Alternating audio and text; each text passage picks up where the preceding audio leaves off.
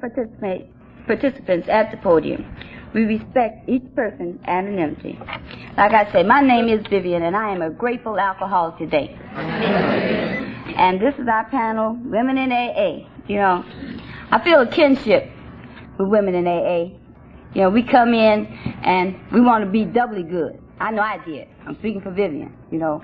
I want to try that much harder, you know. I heard a man say, the only thing worse than a drunken man is a drunken woman. I didn't agree with it, but that's what he said. So I said, and that was in Kentucky at a conference in '74. But I said, we try extra hard, you know, extra hard. Because it seems like we have to get that self-respect, that self-esteem, you know. Like my mother says, a man take a bath and he Mr. So-and-so. You know, he get all dressed up. Women, after they get drunk or something, they still, you know what, you know. So it was a double standard there. But women in AA being a woman in AA has brought me great pride and great joy and a whole lot of self-respect.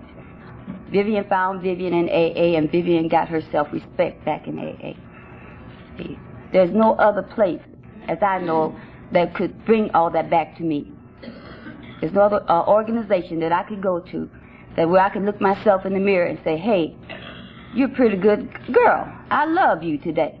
Because when I came to AA, I hated myself. I thought there was nothing lower than me. But thanks to you people and the love you shared with me and understanding, I'm a different person. I feel different. Like the man said last night, when I went to my first meeting, I felt comfortable and I felt I belonged. I have 3 lovely women here on the panel, and I love about them because when I asked them, no one said no. They didn't hesitate. They said yes, and then they say, why did I do that? But that's what AA teaches. You say yes first and think about it later. That's it. Think about it later. Say yes first. Make sure you say yes. Do not refuse, because you will have the worst guilt trip you ever had in your life. I have done that. I have done that. I said no, and I said, oh, God, why did I say that? I said, please let him ask me one more time, and I'm going to say yes, because I will do anything to keep what I have in this fellowship. That's how much it means to me today. So my first panelist, help me welcome, is Doey F.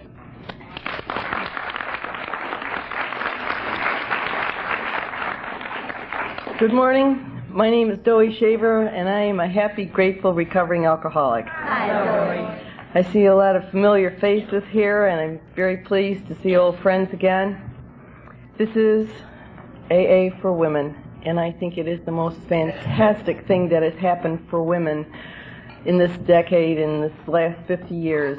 I think about my grandmother who did not have this opportunity. This program was not available to her.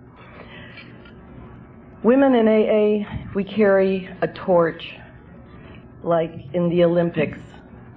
One gives it to the other. Someone gave it to me. I can't say no to AA because someone took the time for me. Time to show me that there was self-worth, self-esteem, some type of quality. Being that my birthday is the 15th of January, the same as Martin Luther King, I decided to adopt his slogan, I have a dream. I have a dream that all the women that are alcoholic can get into recovery, that they can establish their lives and use the talents and capabilities that they hadn't even known that they had. I want to come up to the mountain and I want to see lots and lots of recovering families, lots of women who are doing careers, whether it be domestic maintenance engineering, which is homemaking, or that it be anything that they would like to do. I don't know what I was like before I got into the program. I think I was searching for me. I was searching to be my own person. It was like playing hard to get when you're a teenager and you're dating and you want to date somebody, and someone would say to me, well, do we just play hard to get? And I thought, if I play hard to get, they won't know that I want to date this person. You know, so I just didn't know how to do that. When I wanted something, I wanted it and I went after it. And when I got into AA, it was just exactly that. Nobody else could understand me. And they gave me a love and a warmth that I'll never forget. It's a feeling that's never left me. It was a place to go where people recovered. And not recovered in the past tense, but began in the now moment. That right now, this minute, I could change my life by doing one thing. changing my attitude. Nothing could change for me in my life in any area unless I changed my attitude. How many times I had heard, well, you better change your attitude. You got an attitude. They go, okay, but to what? You know, we always hear you got to change your attitude, but to what? Nobody gives us the hows. So when I got into AA, they said, well, become honest. And I thought, well, I had been honest. I looked at that a little deeper, and I said, oh. And then they said, be open-minded. And so I listened very carefully, and I started to compare, and I realized, no, that's not it, so you identify. So then came the W, the willingness. I was willing, I was ready, and I certainly was able. And I decided that with God's help, I could accomplish more than I had ever dreamed, ever. God was always there in my life. I had no problem with that. I didn't think He was mad at me. I figured that there was a curse put on me. And I think I knew who put it on there. You know, you got to have somebody to blame. And if I'm a child of God, and He's been so generous with me, then why should I be going through this kind of a crisis? So because God got so tired of hearing how misunderstood I was, He said, Joey, I'm going to give you a whole group of people that are going to understand you and will leave me alone for a while. Let me work on some other people's problems. But with the persistence of prayer, and prayer I call energy, and I give my prayers permission to do what they're supposed to do. I don't tell God how to do it. And my mom told me some time ago that I used to tell her about praying for this or praying for that, but I always told God how to do it and when it should be done. So now I find that there's something that really works, and it's three little principles. One is that I love my life. The other is that I enjoy my work. I love it. And then I am also of service to people. And I find in that I am very fulfilled. I am needed, wanted, loved, and appreciated. And that's all I ever wanted. I didn't want to be a great big flower. I just wanted to be part of the little flowers that, you know, make this life a little sweeter. I wanted to be able to wipe away a tear. I wanted to be able to fix something for somebody because I was here, because I've crossed your path. One of the other blessings that I've had in my life is to be a mom, to be a friend, to be a sister, a daughter, and a wife. I've enjoyed many roles in my life, and I've only just begun. And you know, I would really wish that this whole room was just busting with women here, but I am more than pleased to see the group that is here, and the men that are here too, because the men are very much affected by their wives drinking, or their mothers, or the female in their life. That the hand that rocks the cradle should not shake. That's why the stigma is so hard on us. The thing is that we are dynamic in recovery.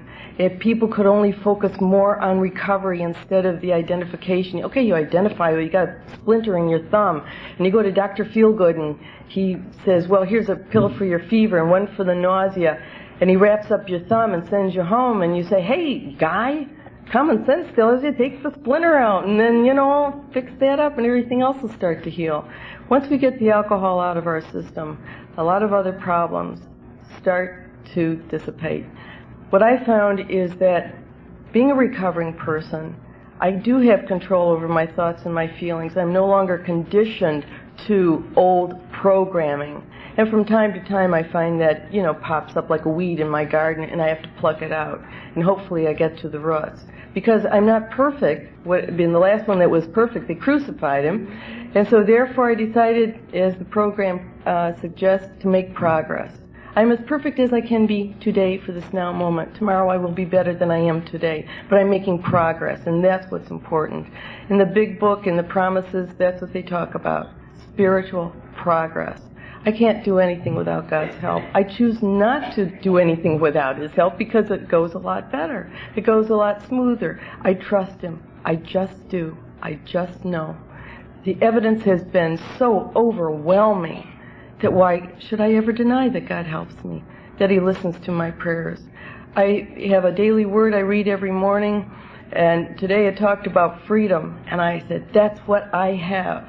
I have not only freedom, I have liberty. I can come here and I can choose to talk to these wonderful people that are here. When I leave, I am just surrounded with such great vibes, being a part of a movement that says, I can and I will and I am, not that I'll try. Even my clients, I don't like to hear I'll try. I said, I'm not buying that. Tell me I can. Let's start in I believe that I can just for this day. All I've got is one day. Nothing's been guaranteed to me that I'm going to have tomorrow in the next 127 years. I just have today. I can plan a little bit for tomorrow.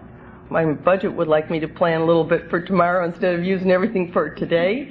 But, you know, patience and tolerance with myself and other people, this is what I found so beneficial. That everything does happen for a reason, and I learn lessons, and I'm somewhere at the right place at the right time all the time. I even got a great parking spot today. I said, okay, God, I said, you know, let's do our thing. I want a parking spot that's not, you know, 3 flights up and, you know, 95 cars down the opposite end. And sure enough, I look and, okay, right on the first level, there I found a space for me. I said, thank you. I always say thank you. I think friends like to hear thank you. And God is my friend. He is my guardian, my guide. I get these intuitive thoughts, these little hunches, and I play those hunches that say, just do your best today, Doey. Do your best today. How would you like to be treated today, Doey? And I think, okay, that's how I have to treat other people, the way I would like to be treated, with lovingness, with kindness, with appreciation, with words that are appropriate for a woman's mouth, not to sound like a truck driver or somebody down on the docks. That's not complimentary to a woman any more than her drinking is. And so I found that with the inventory, looking at my life a day at a time, that I am the wealthiest woman in the world because I have things money can't buy. A king would give his ransom and then some for the things that I have, and that's friendship, women friendships, which I did not have before I came to AA.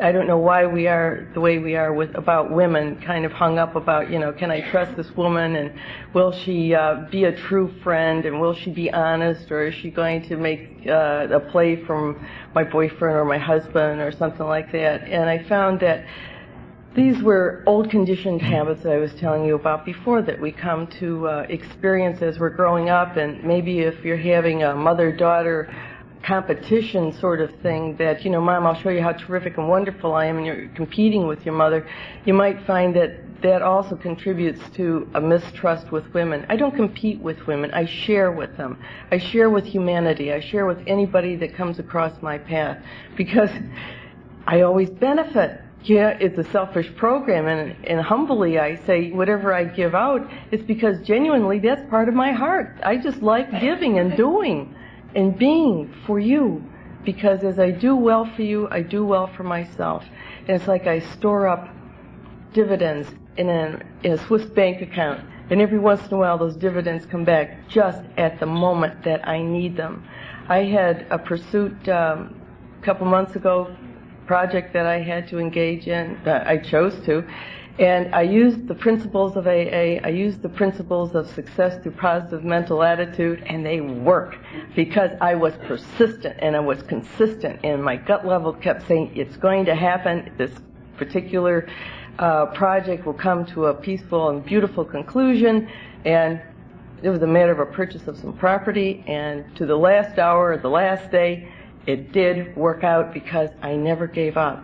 The same thing with recovery. Don't give up. All these principles that we learn in this program are so valuable in our everyday lives. That's what makes us winners. We were never losers to begin with. We were never born losers. We always were winners.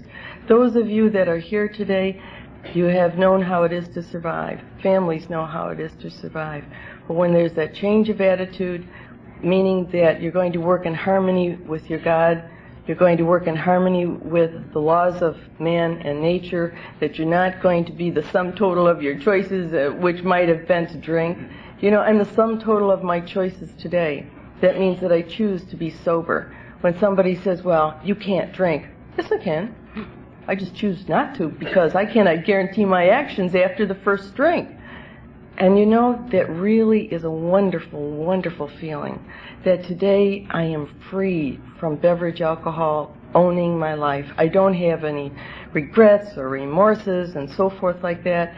It's a nice feeling to know what I did last night and what I've done this morning, that I don't have to chase around looking for where did I hide that bottle so I remember first thing, and I spend 3/4 of a day trying to find it and don't, and then it's some obvious place that the family finds it and you go, oh my God. You know, talk about the insanity. I like being responsible today. I like being dependable.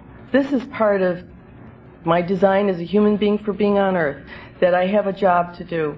And my particular job, not only to be sober, but to share that sobriety with the beautiful gift that's been given to me. It's priceless, and nobody can take it from me but me. I wish you all the most glorious conference. I think that it is dynamic and fantastic that we have it in this gorgeous building.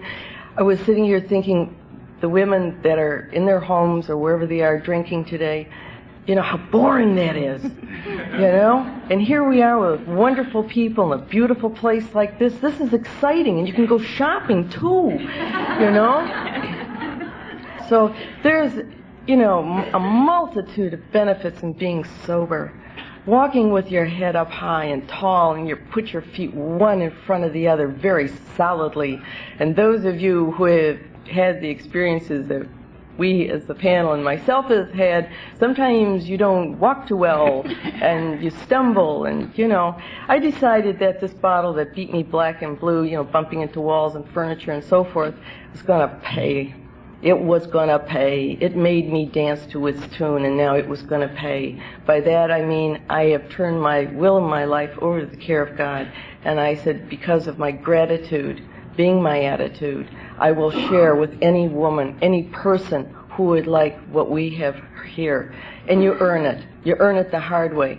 I've been a very lucky girl in many, many ways, but this is something I really had to work for, and I'm glad, because then it's really mine. It's not plastic. I found honest people, trustworthy people, people who smile right from their toes. And, you know, travel. I love to travel. I've been in New Orleans. I'm looking forward to going to Montreal. I hope I see you all there in '85. You know, sobriety is anything but dull, and I do not want to be normal. Normal nearly killed me. It's absolutely boring just to cope with things, just to deal with things. I want to address problems straight on and make a decision. Can I do something about it or can't I? Then I use that serenity prayer. Take a deep breath, and if I can't do anything right at that moment, I get busy with something. And if I get one of those human conditions, which, you know, being human you do, you get a little down in the dumps once in a while, my immediate conditioned mind in the AA way of thinking is, okay, you're a little bit down in the dumps, you want to have a few tears, okay, 2, that's all you get. And do you feel better, Joey? I say, yeah, I feel better. And me, myself, and I have these conversations, and I say, okay, let's get up and go. And then we get up and go, and we do something positive, either sew a button, wash a floor, you know, do something for somebody else, something outside of myself. I pick up any kind of literature that I know I'm going to get some kind of positive feedback from, because depression is a luxury I cannot afford. Not only that, it makes wrinkles, and I'm going to age gracefully. I've decided that, you know. And AA is just, it's a wealth beyond measure, pressed down, heaped up, running over, and then some. But it's not going to be that way unless I share it. And that's what I'm here today to do, to share with you my experience, my strength, and my hope for you to continue, and mine too. Thank you very much for this privilege.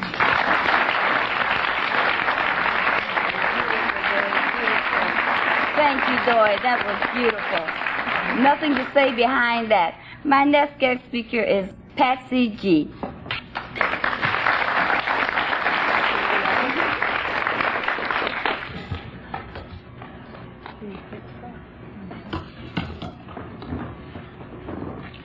Good morning. My name is Patsy, and I'm an alcoholic. Hi, Patsy. And it's good to be here.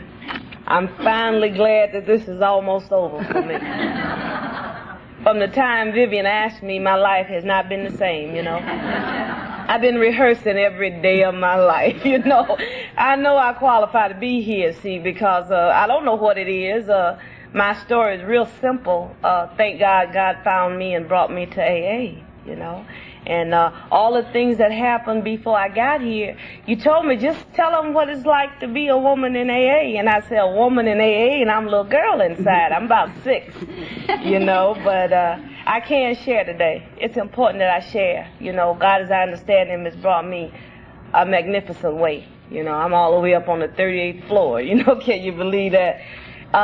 In this hotel, feeling good about myself today. You know, I woke up, you know, in AA, 2 teenage sons, So there was 3 teenagers in the house, me and my 2 teenage sons, you know. And I guess that's the part I want to share with this morning, being a sobering up mother in a teenager with teenagers, you know. And it was rough a lot of times, you know. But I thank God for AA because they told me, Patsy, you keep coming and don't drink and it'll be okay, you know. In spite of what the teenagers did, see, and they gave me every reason in the world to get drunk, you know. They didn't appreciate me. They were not trying to help me stay sober. They wouldn't come to Alateen, you know. They didn't go through all those things that I thought they were supposed to go through. Now, since mother is no longer on the couch passed out. See, I was on the sofa a lot passed out, and I believe that my sons thought I was asleep. You know, I heard somebody talk about a fantasy. I maintained that fantasy, you know. I didn't use words like passed out and stuff like that. I was asleep, you know. And I slept real sound, and they couldn't wake me up for hours and hours, you know. But, see, that was sleep for me, you know. But this was what I was looking at when I got to AA. See, my idea was now everything is going to be great, you know.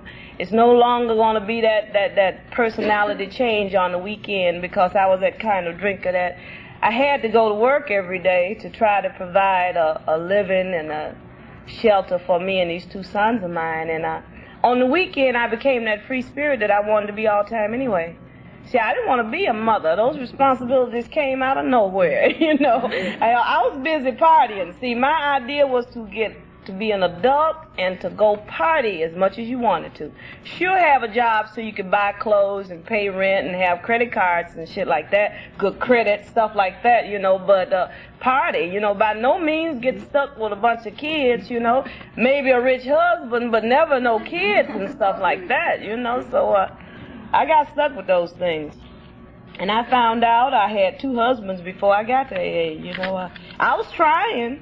See, I tried a lot of things before I got here. So after getting here and being told so beautifully what to do and what not to do, I was willing. Because, see, I had tried marrying people, you know. I had tried changing up. One won't do, get another one. See, I believed, you know, mother told me one won't work, get another one, you know. I remembered that. All those other things she told me, I didn't pay any attention. But when you found that a husband or a boyfriend was not working out to your satisfaction, change him. And as I drank, I changed them often, you know, especially when they started to criticize and complain about my drinking, you know. If they started to complain about what kind of mother I was, you know, did not take my kids to the park and picnics and stuff like that. And see, I couldn't do all those things. I was too sick. You know, I was either busy getting sick and drunk or being with my man, and the kids had to wait until all this was over with, see. So they came up with a lot of things they didn't get a chance to do. So when I got to AA and they told me, well, Patsy, you keep coming, you stay sober, and you get a chance to do all those fun things you always wanted to do but couldn't. See, alcohol really would not let me do. Because I started drinking on Friday, and if I wanted to take the kids to the park or the zoo or the movies, that alcohol told me, they doing fine, let them watch TV, you know, stay out the streets, you know, and you being a good mother, you know. In the end of my drinking, I drank a lot at home. I hear a lot of women talk about drinking at home as opposed to drinking in the streets. I drank both places. It was miserable both places, see, because I really love being in the streets. I crave that excitement that comes from sitting on them bar stools. See, I love bar stools, too. I mention it a lot. I got a friend that calls me bar stools. Some days I don't like it, but you see, I loved them. Because I'd sit there, and that mirror was there, and those bottles were there, and I was the prettiest thing in there. My world was wonderful. There was nothing wrong, you know. Once I'd get into one of them little smoky joints and they closed the door, well, I was home free. I didn't want to go back out there and be anybody's mother or whatever I didn't want to do, I didn't have to.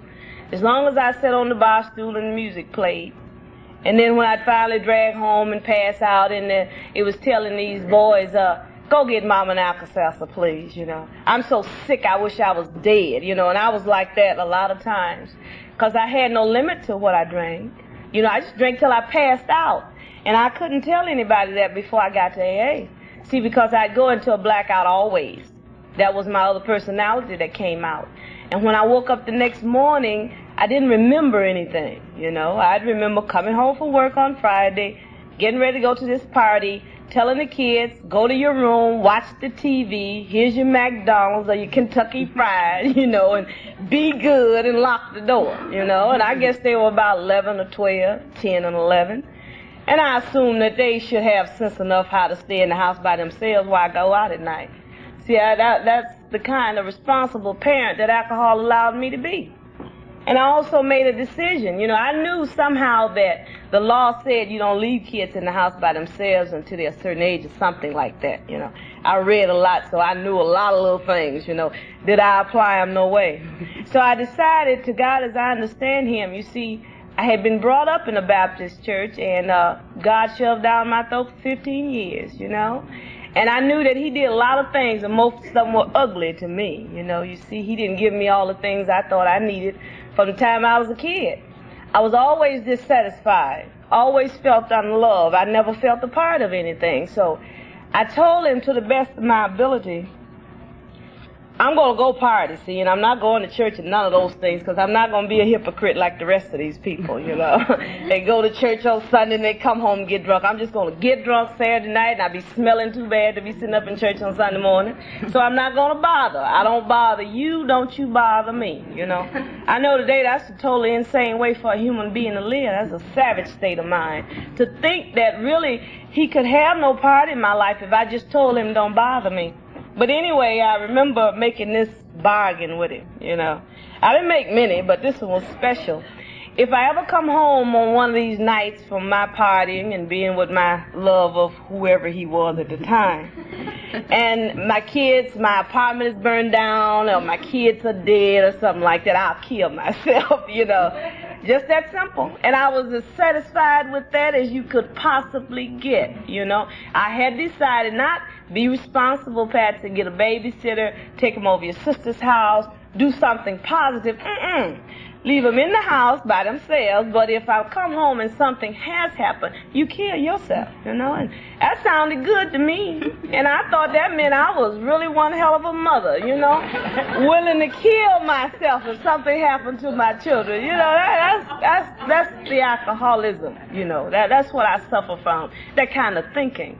So when I got to AA and they told me, those old irresponsible ideas, they don't work, Patsy. Those things don't work. I had put the kids with my mother for 5 years to be irresponsible, and then she decided I need to come get them. That was not my plan either. See, it was okay to have them, but let Mom raise them. And then when they get grown and stuff like that, then they'll come to Detroit and we'll party together.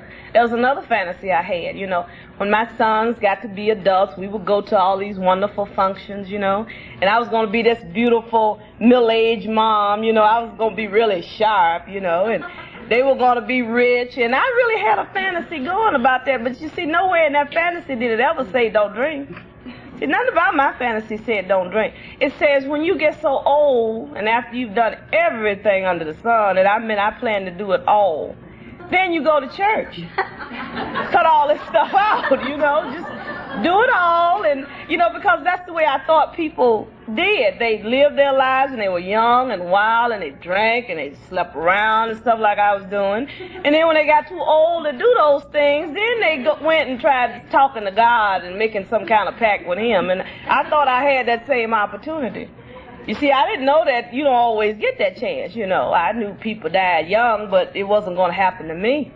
See, I was going to drink and be in those blackouts and do my thing, and I was a power greater than anything I knew. I'd always end up at home, and I thought I was as slick as you could get, see. I'd be in blackouts, but I didn't stagger.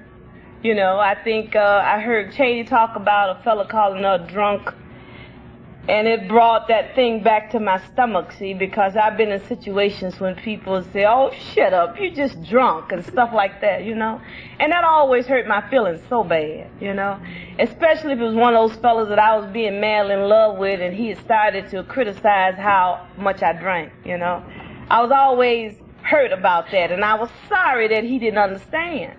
See, I needed alcohol. That was the only way that I felt comfortable.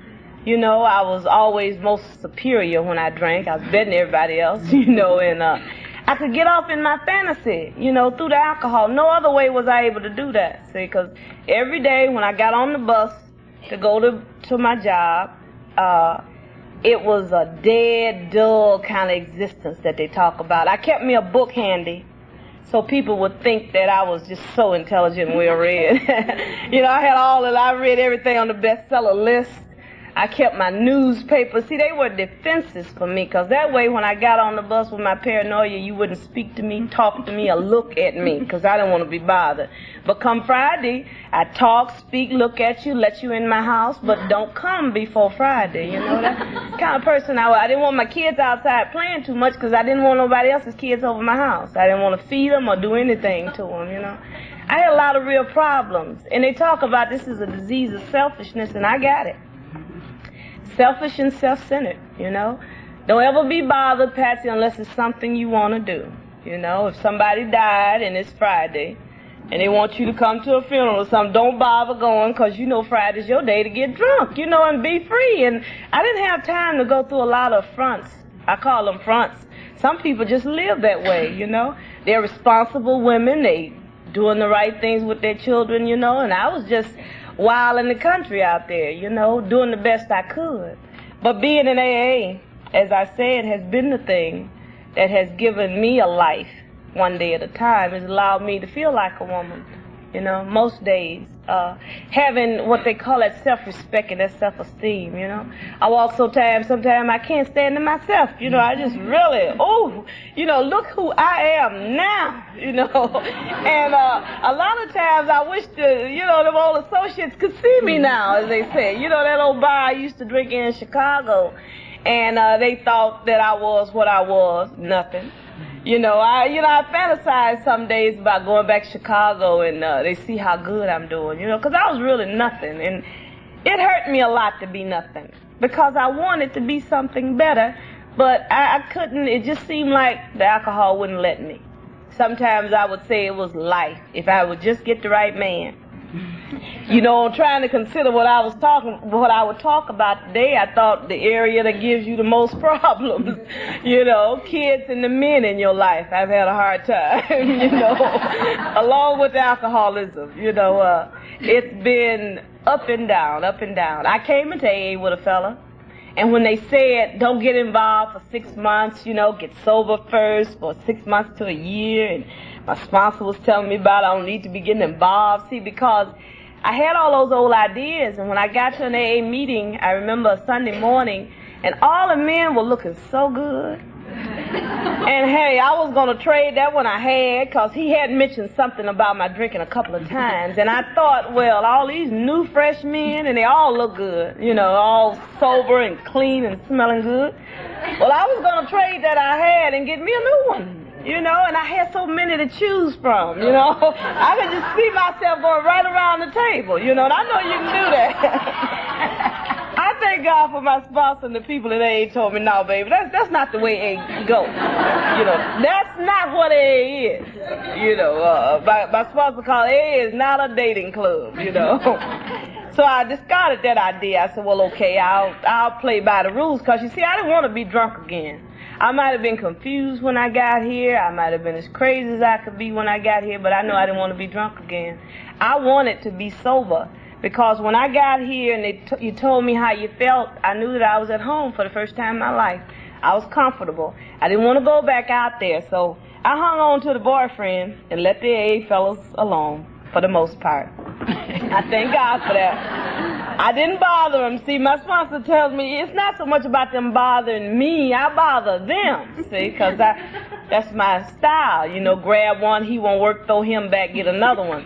And she was, you know, telling me that since this is AA is a mental outpatient clinic, that's not a nice thing to be doing. You know, they're your brothers and you love them and all those things. So I was able to hold on to the boyfriend that I had when I got here and get sober. You know, get good and dry it out, you know, because that's what I was doing, just dry it out, you know, with no sobriety in it. But the main thing is I wasn't drinking and I wasn't passing out and I wasn't getting in a lot of trouble and I was no longer sleeping around. So I felt, hey, real important and real great. You know, my self-esteem and all those values and stuff I'd always wanted, I thought I had them, you know. But I kept coming. So as I started, my teenagers started one in particular that I love. he started having his real problem with my newfound sobriety and my new AA baby. See, because I wasn't listening all the way. You told me it was all about me, and you stay sober day at a time, your life get better and all those kind of things. But somehow, when I came into AA, I wanted to marry this man. And I've had schemes, designs, and manipulations all my life, so one of them was somehow I'll get sober and we'll get married. After being sober in AA, I still hadn't got a proposal, so I got pregnant. I don't know if I meant to or not, you know, but it happened. And still no marriage and no proposal. You know, and you told me keep coming, don't drink. You know, AA is big enough to absorb babies with daddies, without daddies, you know, married, unmarried. It doesn't make any difference, you know. Patsy, AA is not the church, you know. People that are here, women that are here, and men have done some of all the things that human beings can do. And we cannot afford one ever to look down on the other. So I was able to come here pregnant, hold my head up, drink plenty of coffee. You know, got a little caffeine kid running around. He's 4 years old, but see, he didn't have to have alcohol put on him. I drank on the other two. They're doing the best they can, you know, but I fed them plenty of Christian brothers. And I thought it was okay. I drink one for me and one for the baby. I don't know if I ever heard that pregnant women shouldn't drink or shouldn't smoke, because if you're living to party and to sit on the bar stools and do those kind of things, well, being pregnant, you're not going to let yourself be inconvenienced all the way. See, it's bad enough to be pregnant in them fat dresses, and I couldn't wear my hot pants and all that kind of stuff that I love to wear, and then couldn't drink either. See, that didn't cross my mind. So with this program, God, as I understand him, and all the people, you know, the people that went into telling me what to do and what not to do, you know, they gave me suggestions. I got a sponsor that, her name is Ida May, I'll mention her, that outright would tell me what to do and what not to do, you know. And she'd ask me interesting questions like, you know, are you crazy? You know, do you realize that you are an alcoholic? And I would be thinking, well, what does that have to do with anything? You know, I graduated from high school, 1 year of college, you know. Well, why is she talking to me like this, as if I'm some kind of dummy, you know? And I was. Because I thought somehow I could stay sober and kind of do it my way. You know, I know today I still can't do it my way, but it's getting better. Because I had to learn here how to grow up and really be a woman or act like one. You know, I'd walk around sometimes getting sober, and I'd keep a frown on my face because my teenagers grew big and wide and bigger than me, see. So it was no longer that idea that maybe I could beat them up or something like that. So I had to start to try to look stern around the house, you know, so they wouldn't know that inside we was all on the same level, you know. My oldest son came home on leave back in the spring, and I'm sitting there in my mother role. You know, I heard Dora talk about roles. I play many of them even today, you know, because I don't really know how to be these things. So I had on my mother's type robe, and I was cooking or doing something. And he was getting ready to go out. Now, he's 19 years old, he's home on leave, and he's getting ready to go out with his friends. And I'm sitting there, and I'm feeling like I'm being left out. You know, now that was just this year. And I asked myself, now, you've been sober in AA 5 years. You know that you're 37 years old. So why are you sitting here feeling like he's leaving you because he's not taking you out to the party with him, you know? But I really felt left out, you know? That's the little girl in me. That's the teenage part of me that has not grown up. But you told me keep coming. It doesn't matter if you 38 on the outside and 5 or 6 on the inside, that AA can take care of that too. If you keep coming and you keep listening and you keep trying to do the things that suggested that you do, you know, make plenty of meetings. And they told me also when I got here, like I said, about staying out of affairs. And when I first started getting sober, all the new women that came in, boy, I was just really, if they asked me to be their sponsor, they got really informed, real good, not to get involved with any of these fellas in AA, and I would just really preach, you know. Today, as I look at it, and I understand a little bit better today, and it seems like the name of the game is to get involved once you get here, I have accepted the fact, you know, that if that's the way they gotta go, just keep coming to the meetings, don't drink. You know, it really doesn't matter who you're getting involved with. Because like my sponsor always tells me, sooner or later, it's going to pan out anyway. Don't think that you come here in the fog and, as they say, fall madly in love and live happily ever after. You first have to get sober, you know. So I've had my chance of being able to stay here and stay sober without getting involved a little, not a lot, you know. I had to try it out, you know. There was no way you gonna tell me not to, and I'm gonna not to do these things, you know. I had to try it out. Didn't work, just like always. I picked the kind that was just like me, and we couldn't get along. Sick like me. See, I want this well fella, you know, that's good and sober and got his act together. I don't want an emotional wreck like me, you know, sensitive and temperamental. I don't want something like that. I want something better. But each time I think I see one and it looks like he might work, and I grab him, see, because I'm that aggressive type. I'll grab him. And turns out not to be the same thing, you know. So it was suggested to me that I back off again. You know, that being sober 6 years and being single does not mean that you have to have a wonderful fellow on your arm, because that's not what sobriety is about. That after being married and having 3 kids and gobs of boyfriends, if you never get another one again a day at a time, you way ahead of some women, you know.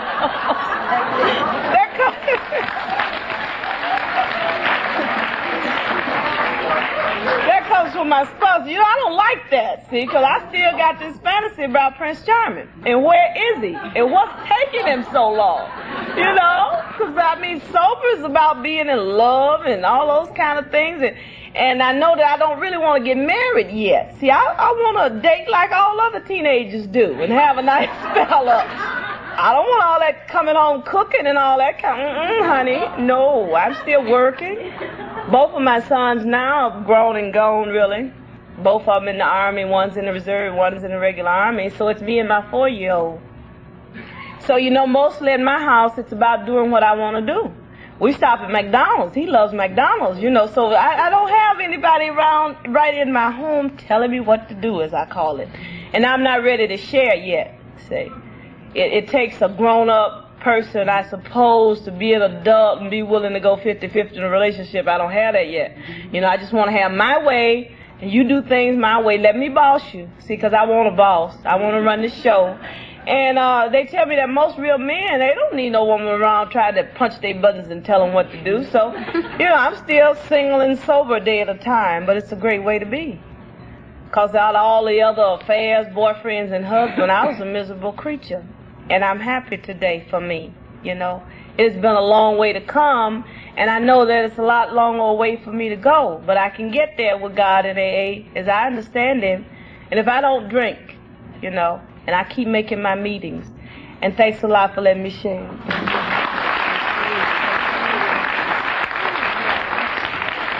Thank you, Patsy. Thank you. Fantastic. My last panelist is here, Miss Janet C.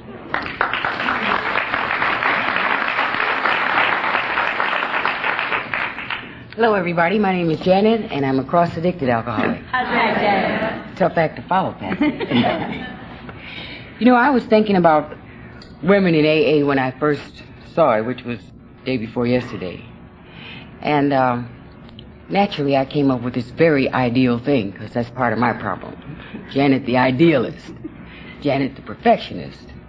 And I like the notion that we should all come through these little barriers that we put up for ourselves and come to humanity.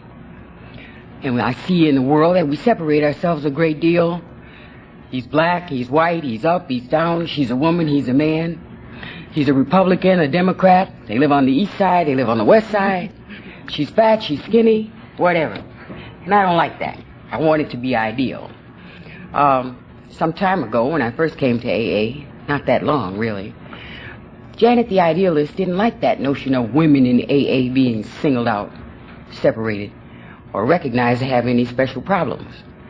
That was part of my problem, too. I understand that now, that I have never been able to accept and to cope with reality. The reality of it is that a woman is a very special kind of creature. I didn't really know how to go about being one. I thought that it was most important for me to be Janet. Before I was black, before I was a woman, before I was whatever, you know. But being a confused person, I had that all mixed up. So doing my Janet deal had a lot of defiance and a lot of animosity and resentment in it. I resented men, and at the same time I liked them. I consider myself a two-fisted macho lady drinker, you know. I don't know how you do that. You got to keep all these balls in the air at the same time, you know.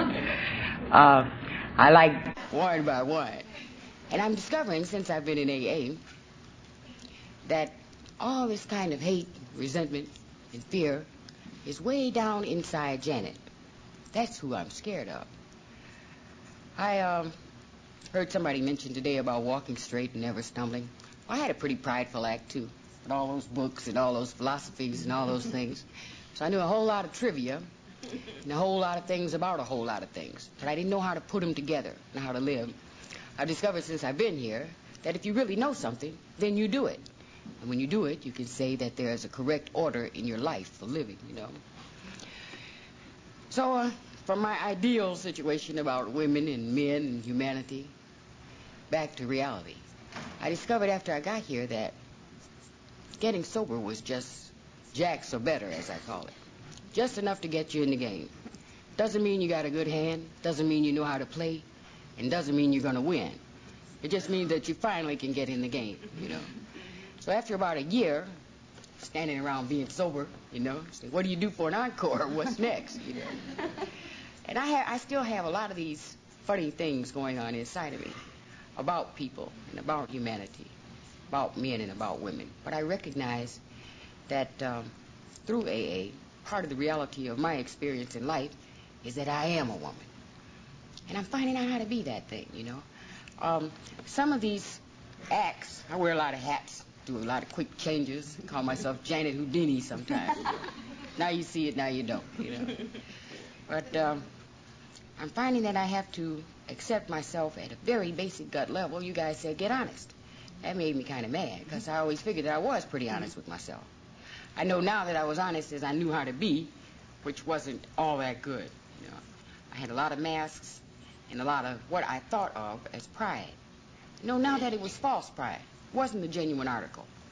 I'm learning how to have some sincere pride as I overcome these little things in my life, as I identify them, as I learn what they are, from all you other people who I call my darling mirrors, you know. I'm willing for you to share the planet with me, you know. And that's not just the women. That's the women, the men, the ups, the downs, the whatever, you know. I had a lot of split kind of dichotomies going on with me about drugs, alcohol, intelligent, not intelligent, super intelligent. I'm finding now that I don't have to be better than you. I don't even have to be better than me. I can just be me, you know. And it's such a comfort to finally get into the flow of things. Now, about this higher power that you people introduced me to, I always thought I knew about God. I sort of OD'd on Catholicism early, you know. Mass every day and Mass every afternoon and singing funerals on Saturday, the whole shot. But I found that I can't approach this spirituality the way I was doing it. I thought that you went through your mind. It's like trying to make a telephone call on a banana. You got the wrong instrument. You know? You have to approach God spiritually, through your spirit. And that was a very closed operation with me. Coming to you guys, you showed me how to open it up and finally get in touch with God. Actually, I didn't get anything going until I asked God. Say, hey, you see what's happening with me. Give me something. Show me something, you know. So I thought he'd show me a couple of things, and I'd move on into my life. He showed me an X-rated movie, you know. And every time I think I'm handling one little part, I see something deeper and darker. But it's not scary. It's not fearsome. I'm finding that that's the real adventure in life. And it's a measure of God's love for us that he allows us to participate in our own refinement. You know, we take this lump of coal and refine it into the beautiful jewel that we can be. And God lets us do our part. I got that mixed up, too, when I first came here. You guys said, ask God. So I kind of asked God and took a seat to wait, you know. I figured he can handle everything. He's got all the power. But I see now that the beauty of it is that the process is ongoing. This never ends. And that's what the whole thing is about, the true adventure of life. I used to want action. Where's it at? What's happening? Who's got it? When does it start? You know? And I was always dissatisfied. It was as though I was looking at life through this kind of plate glass window. I could even see myself sitting over there, you know. Never really a part of things. and having to do this magnificent act all the time. So naturally, I had to shoot a lot of dope and drink a lot of booze to keep all these parts going. See? That's when I was being Dr. Janet, you know. I never copped out to being a dope fiend like some of those others, you know. I was a user, kind of on a plane with Edgar Allan Poe or somebody like that, you know. And we need these things to cope with the rest of you guys, you know. That's what makes it like that, you know. But God has given me what I need through you people. And like I say, the beauty of it is that it's ongoing, because I can't always understand what it is right when it's presented to me. I see things a lot better in retrospect. Sometimes the whole deal has gone down, and I see what happened, and it starts to come to me. I'm learning that, for me anyway, is to extract whatever lessons I can out of life. I don't deal with anything that's not useful to me, but not in a using sort of way. I think that the utility of life is part of being functional. You find where you are. I spent most of my life like a salmon swimming upstream. I'm always going the wrong way, you know, like this women-men deal. I wanted you to be a certain way, and you all had it wrong. And if you just listened to me, I didn't think I was God, but I was certain I was on the board of directors or something, you know. Kind of important anyway, you know. I feel a genuine sense of importance now. And I suppose that you might say that through AA, I've come past being a woman, come past being a black, come past being some of these other things that you don't really get any credit for. If you're able to leap tall buildings in a single bound, it doesn't really matter anything unless you train for that, you know. So most of my life, I just sort of floated into things. And I've come past all these things to try to join the human race. And it's all right, you know. That's all of us in there together. I like to look at the world and extract lessons from it, you know, from the material, and extract lessons from it on a spiritual plane. And I see that everything on the planet links up with everything else. And that's how we're supposed to be. You know, we should all touch symbiotically through this thing that's called love. That's why when we have our meetings and we're at the table, the feeling is so strong, because we are linked. It's the one time that happens. And that doesn't always go on everywhere else. But hopefully, if we do it individually, it'll finally link up. At least I try to do my part that way. God has given me things that I need to find out about this being a woman deal. One of it was a little girl. She's 8, beautiful, clever, of course, you know. I wouldn't have it any other way, you know. I remember when she was growing inside me, and I was thinking about how was I going to handle this mother deal. I never wanted to be anybody's mother. But I got about 34 years old, and I said, well, maybe I better do this, because time is running out, you know. It's part of the things that people do is get to be somebody's mother, you know. Don't say that I ever got left out. Anyway, I couldn't figure how would I comb her hair. You know, I see people do all this intricate kind of little combing and braiding and fixing and scan. I said, what do I know from these things? That takes a lot of time. God gave me a baby that had beautiful hair that didn't need combing for 2 years until I got ready to learn how, you know. I've learned a tremendous number of things from my baby and from you, looking at her with God running the whole deal. See, I found out that I don't run anything, and it's very comfortable not to have to manage everything, you know. I can kind of sit down and take a rest. I learned what love was from looking at her. She loves me unconditionally. She just loves me. Not because I bought a new dress, or not because I took her to a dance lesson. She just loves me. And I say that God gives me these things to look at and extract these lessons from. I learned a lot about honesty from her, because we have a deal. We talk. And Mom can be wrong. I don't have to have all the right answers. All I have to do is be honest and be there, and we can find the answers together. So it took a long time for me to see. I see things so good that I skip right over the whole thing. A person told me I couldn't see the forest with the trees, something like that. Make simple matters complicated. But it took me a long time to see that that was Janet being a woman and enjoying it. Something that I hadn't ever really done before, you know. A woman in AA does have special problems. That's a reality. I've learned not to distort reality, to twist reality, try to run away from it, and make it ideal. See, for a long time I misunderstood that word. I thought that ideal meant the best. You want to go for the best situation. You want to be the best person. But when you're denying reality, then that's insanity. You know, you're never really there for any occasion. So I'm grateful for having come to AA. I don't think AA is the be-all and the end-all. Sometimes when I hear people say, AA is my life, I think that's great for them. AA for me was a chink in the wall that I was able to come through. Other people may find other ways. And it doesn't matter because God is limitless. He can do this thing any kind of way he wants to do, you know. Sometimes we sound so distant and arrogant because we're at AA, you know. And I say it's a matter of joining the human race. So women in AA might have special problems, but I'm convinced that for myself, all the problems that I ever really have all initiate and end with me. And the best that I can do with you other people is to have you as objects of my love, mirrors of my experience, and images of myself. Other than that, there's no value. You know, when I hear people now say, don't compare, I thought I heard that pretty good. When I first came to AA, I thought I heard the whole shot. This is a wonderful program for y'all, you know. I understand everything here, you know. I did understand it, but in a jumbled way because that's the kind of confused person I was. But I started to see don't compare in a different way. Don't compare, not so much because your drinking may not mirror that person's drinking, but because it's an incredible, stupid waste of your time, you know. And this is your movie, you know. This is your energy that you devote to other people's looking and comparing, you know.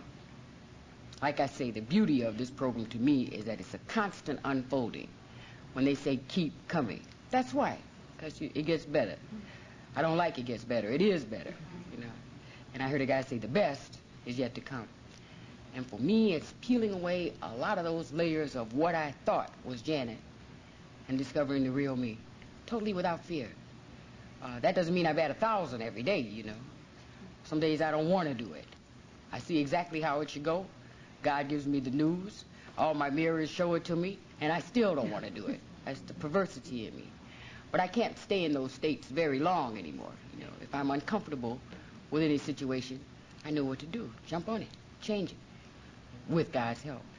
I used to hear people, old-timers as they say, whatever that means since there's no longevity in this program, you know, say the ice gets thinner. I didn't like that either. The ice gets thinner. What kind of deal is this? They hoodwink you in here and then tell you it gets worse and it gets harder and you can never win. That's how I heard it. But now I know that the ice gets thinner for me means that I am no longer able to accept the same level of chicanery from myself that I always had. Some things that I thought were okay that I could sweep under the rug, I can't sweep them under there anymore. Have to deal with them and have to live with them. And not in a sad, negative kind of way. Because the aspect of God that I'm in touch with is totally positive, complete love. God doesn't make traps or set ditches or fix you because you didn't do it that time. Gotcha, you know. Yeah, there may be an aspect of God like that. Because like I say, God is limitless. But it is not useful to me at this time. So women in AA, men in AA, fine. But how about people on the planet, people in love under God? For me, that's where it's going. And I just plod away at that and keep coming. I've joined the human race. Thank you.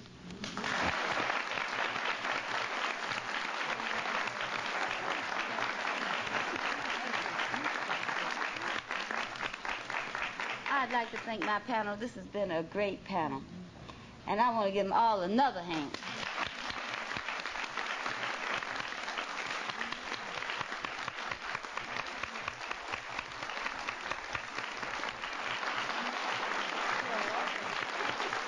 Could you stay standing and hold hands and we close with the Lord's Prayer, please?